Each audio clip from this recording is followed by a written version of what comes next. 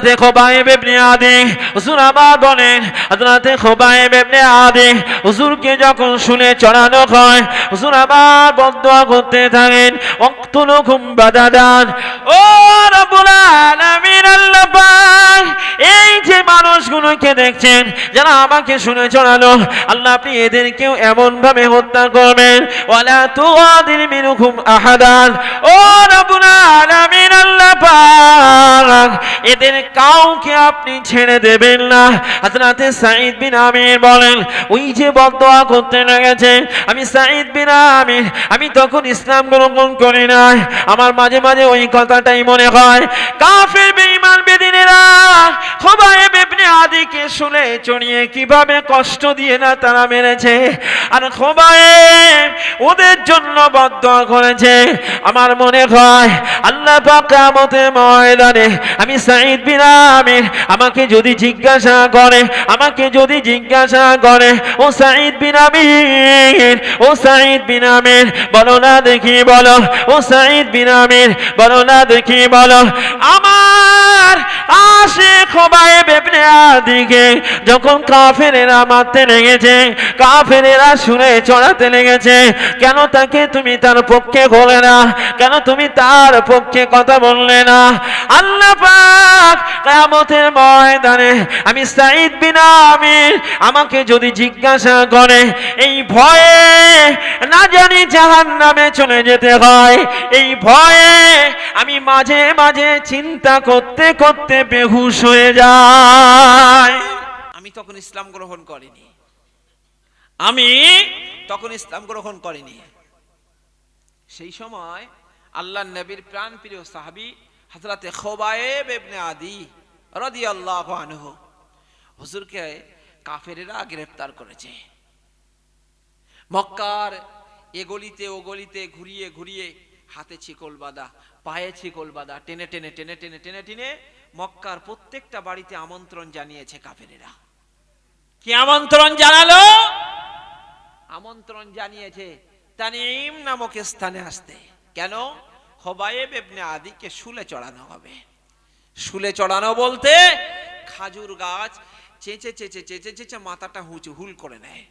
খাজুর গাছে চেঁচে চেঁচে মাথাটা হুল করে নেয়, ওর উপরে বসানো হবে, মলদার থেকে ওতে তেল লাগানো হবে, মলদার থেকে ওই খাজুর গাছের ওই হুলটা ঢুকে যে পেটে নাড়ি ভুড়ি সব তছনছ হয়ে এখান থেকে ওই হুলটা বেরিয়ে যায়।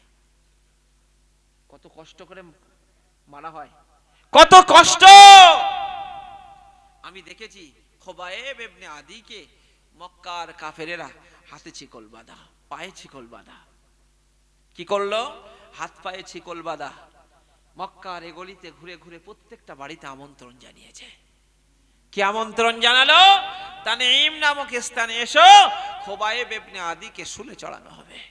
আমি তখন ইসলাম গ্রহণ করিনি, আমিও এসেছি তাদের দলে। কাদের দলে? কাফিরদের দলে আমিও এসেছি। কিন্তু দেখেছি হযরতে খুবাইব ইবনে আদি হুজুরকে যখন শুনে চড়ানো হলো, হুজুরকে যখন শুনে চড়ানো হবে, আমি নিজে নিজে দেখেছি খুবাইব ইবনে আদিকে জিজ্ঞাসা করা হলো, ও খুবাইব ইবনে আদি বলো তো দেখি, বলো ও খুবাইব ইবনে আদি তোমার জীবনের শেষ ইচ্ছাটা কি বলে দাও। হযরতে খুবাইব ইবনে আদি বাড়ি আব্বা মায়ের সঙ্গে দেখা করার কথা বললেন না, অন্য কোনো আশার কথা বললেন না, কিছু খাবেন তাও বললেন না, অন্য কিছু নাই। হযরতে খুবাইব ইবনে আদি বলেন, ও কাফের বেঈমান বেদিনেরা, তোমরা যে আমার শেষ ইচ্ছার কথাটা বলো, আমার শেষ জীবনের ইচ্ছা অন্য কোনো ইচ্ছা নয়, আমি আমার রবের জন্য 2 রাকাত নফল নামাজ পড়তে চাই।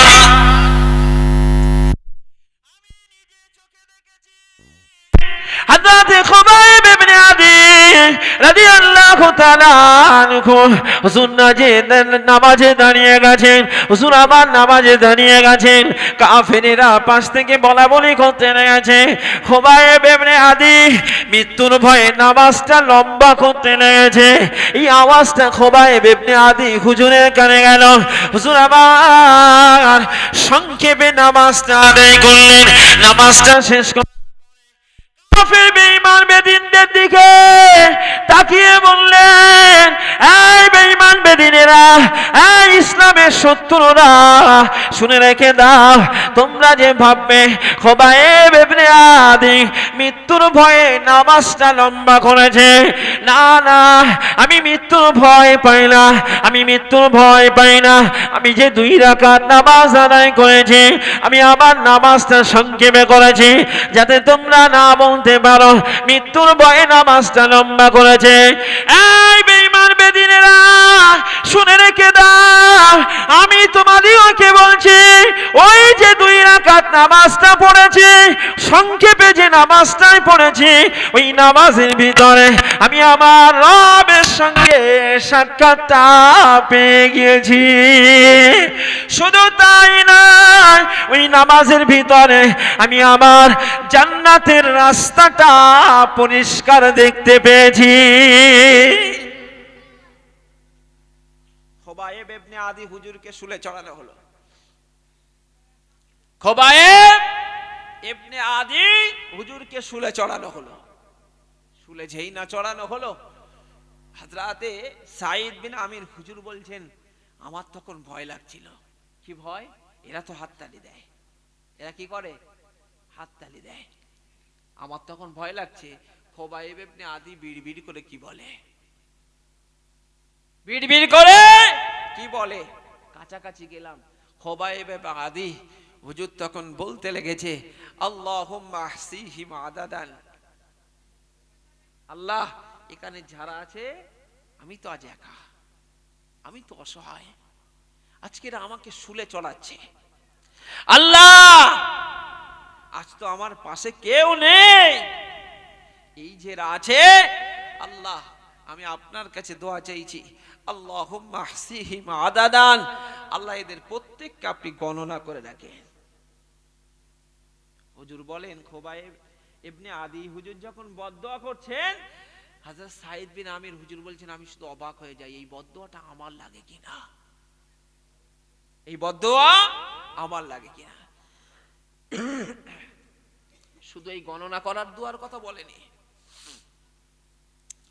হযরতে খোবায়েব ইবনে আদি হুজুর আবার বলেন, হযরতে খোবায়েব ইবনে আদি হুজুরকে যখন শুনে চড়ানো হয়, হুজুর আবার বদদোয়া করতে থাকেন, ওয়াক্তুলুকুম বাদাদান।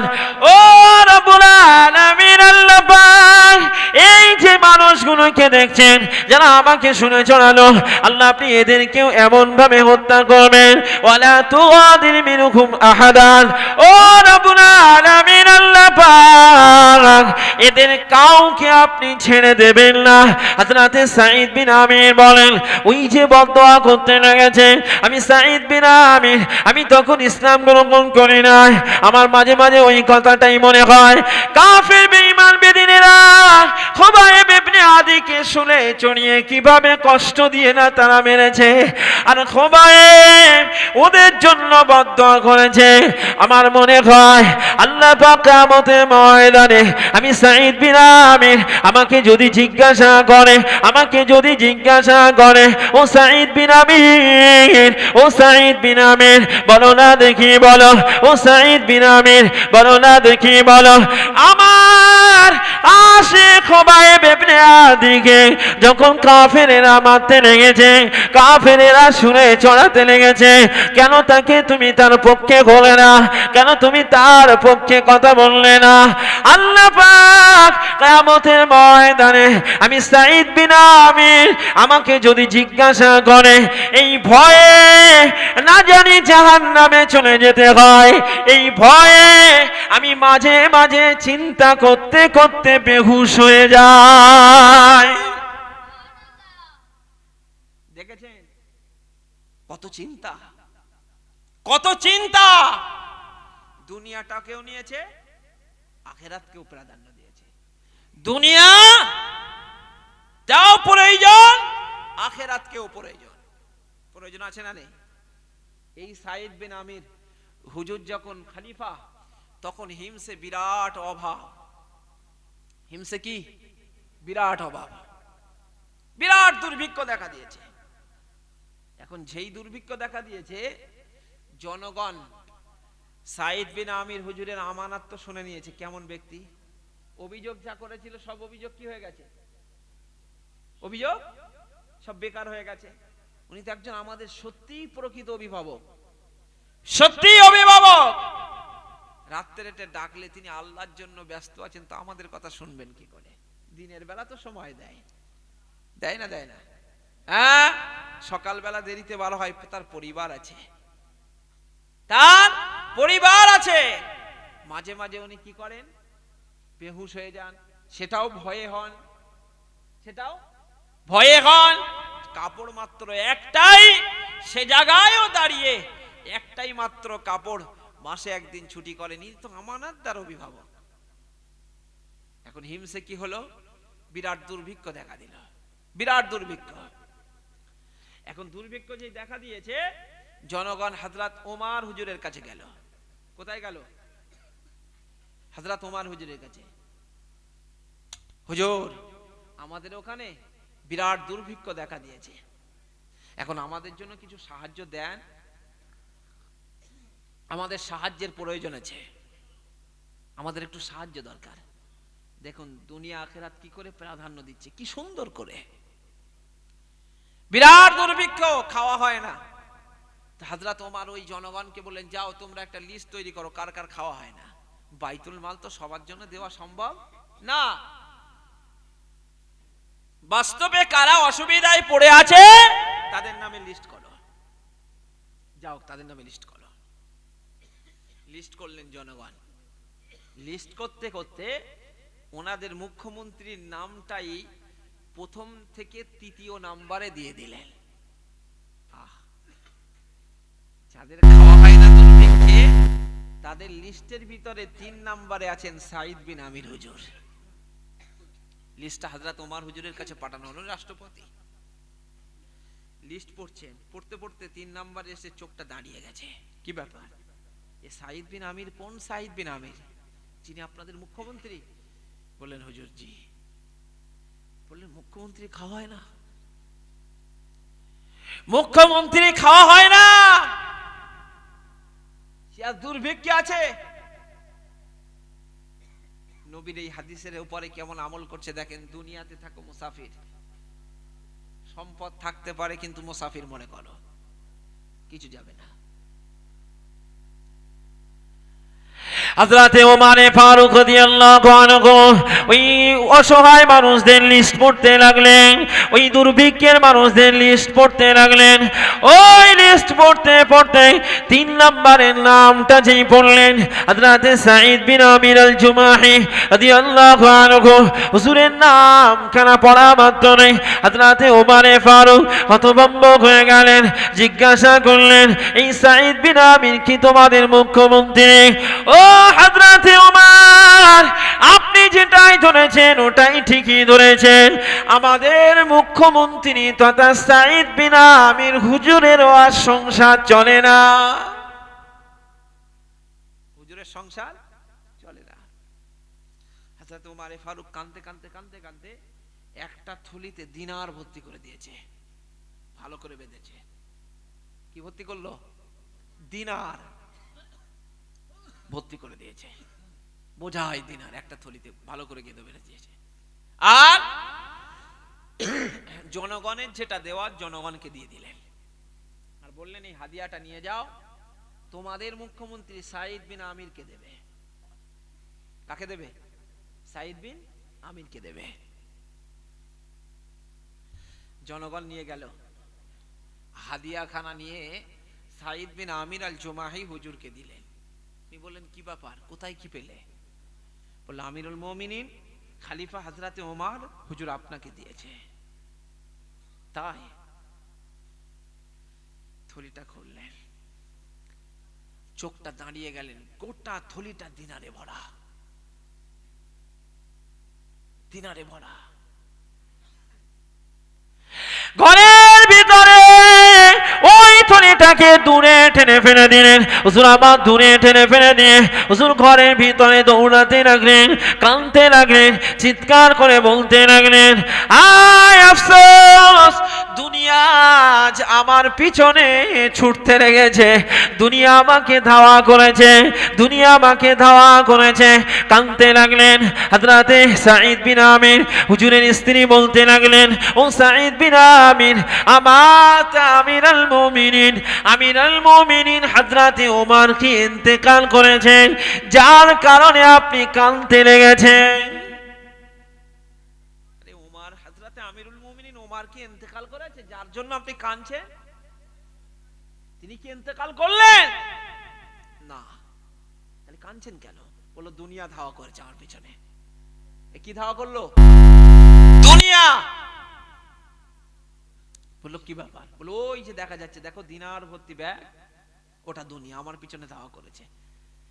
স্ত্রী তখন বলতে লাগলেন, আমাদের সংসার চলে না, অন্তত একটা চাকর রাখি, আমাদের বাড়ির কাজ করার লোক নেই, ওই টাকা দিয়ে একটা চাকর রাখা যাক, কিছু খাদ্য কিনে আনেন, আমরা একটু খাওয়া দাওয়া করি আনন্দের সঙ্গে। সাঈদ বিন আমির হুজুর বললেন, এই আমানতের জিনিসটা আমরা আখেরাতে এর 10 গুণ পেতে চাই। চলে বলবেন না? ওই দুনিয়া থেকে আমাকে বাঁচান। কি করে বাঁচাবো? বললো ওগুলো বন্টন করে দেন, আমি রাখতে চাই না, রাখতে চাই না। ওই টোটাল দিনার গুলো মুহূর্তের ভিতরে সব দান করে দিলেন। দুনিয়া কেমন ভাবে দেখেছে? দুনিয়া কেমন ভাবে প্রাধান্য দিচ্ছে, আর আমরা দুনিয়া করছি। উনি দুনিয়া আখেরাত দুটোকেই করছে, আর আমরা দুনিয়া আখেরাত দুটোকেই প্রাধান্য না দিয়ে খালি দুনিয়াতেই মত্ত হয়ে রয়েছি, যার কারণে আমাদের আযাব, আমাদের উপরে সমস্যা, আমরাই এখন ছুটতেই রয়েছি। কিন্তু এই দুনিয়া অত সহজ জায়গা নয়, এখান থেকে আমাদের বাঁচতেই হবে। কি করে বাঁচবো? প্রথম বললাম দুনিয়া আখেরাত, দ্বিতীয় নম্বরে আপনাকে বোঝালাম যে আখেরাত নেবেন না দুনিয়া নেবেন, দুটোকেই নিতে হবে, কোরআন বলেছে। পরিষ্কার করলাম, দুনিয়া আখেরাত নেওয়ার জন্য সাঈদ বিন আমির আল জুমাহি হুজুরের কথা বললাম, যে আপনাকে আমাকে সাঈদ বিন আমির আল জুমাহি হুজুরের মতো দুনিয়া আখেরাত দুটোকে নিতে হবে। দুনিয়াতেই আছি, এখন দুনিয়ায় যদি মুসিবতে পড়ে যায়, আখেরাতেও মুসিবতে পড়ে যাব। তবে এই দুনিয়ার সমস্ত ক্ষতি থেকে আমাদের বাঁচতেই হবে, যাবতীয় ক্ষতি থেকে বাঁচতে হবে। বাঁচবো কি করে? নবী রাস্তা দেখিয়েছেন। এবার চলেন দুনিয়ার ক্ষতি থেকে বাঁচার রাস্তা বলছি। আমার আলোচনা এই পর্যন্ত বুঝে আসছে? কি বললাম? এই পর্যন্ত যে আলোচনা করেছি, দুনিয়া আখেরাত কিভাবে নিতে হবে। এবারে চলুন, দুনিয়ায় অবস্থান করছি, দুনিয়ার কোনো ক্ষতি যেন আমাদের না হতে হয়, কোনো ক্ষতি যেন আমাদের না হয়, দুনিয়ার কোনো জিনিস যেন আমাদের ক্ষতি না করতে পারে। একটু দরুদ শরীফ আল্লাহুম্মা।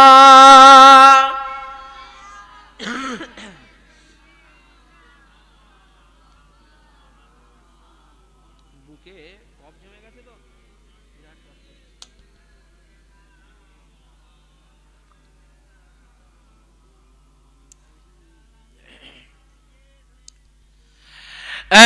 सबा सरकार की बातें सुना, सबा सरकार की बातें सुना, सैयदे अबरार की बातें सुना, हाजरा उस यार की बातें सुना, हाजरा उस यार की बातें सुना, ऐसा सरकार की बातें सुना, सैयदे अबरार की बातें सुना। जिससे हासिल हो सुकून दिल मुझे, जिससे हासिल हो सुकून दिल मुझे, तू मुझे उस यार की बातें सुना, तू मुझे उस यार की बातें सुना। ऐसा सरकार की बातें सुना, हाँ जरा उस यार की बातें सुना। अल्लाहुम्मा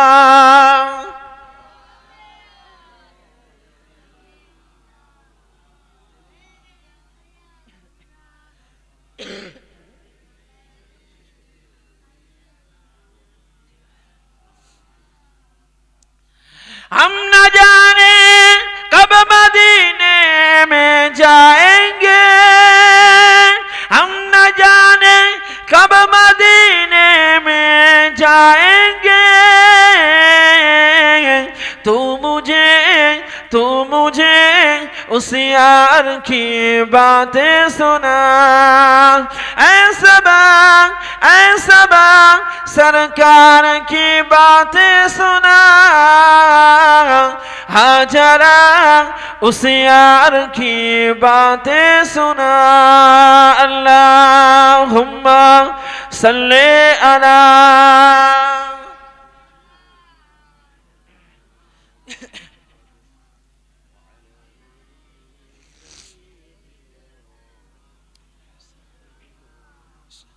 এবারে আসুন, এতক্ষণ দুনিয়া আখেরাত শুনলাম। দুনিয়াতে মজলে ক্ষতি হবে, দুনিয়াতে মজলে ক্ষতি হবে। তবে দুনিয়া করতে বলেছেন, দুনিয়া করতে যে যেন আমাদের কোনো ক্ষতি না হয়, ক্ষতি হবে না, রসুল বলেছেন। আল্লাহ নবী বলেছেন, চারটি জিনিস যদি করতে পারো, আমি রসুলুল্লাহ তোমাদের বলছি, দুনিয়ার কোনো জিনিস ক্ষতি করতে পারবে না। জোরে হবে না? একটু মন খুলে বলে। চলেন নবীর দেখানো এই পথটাই জানবো, দুনিয়ার ক্ষতি থেকে বাঁচার জন্য। যেহেতু দুনিয়ায় আছি, দুনিয়ায় সংসার আছে, আমাদের দুনিয়ায় সবকিছু আছে, দুনিয়ায় বর্তমান অবস্থান করছি, দুনিয়ার কোনো ক্ষতি, দুনিয়ার কোনো শত্রুতার ক্ষতি আমাদের যেন না হয়। নবীর এই দেখানো চারটি রাস্তা যদি কেউ দেখে, দুনিয়ার কোনো ক্ষতি করতে পারবে না।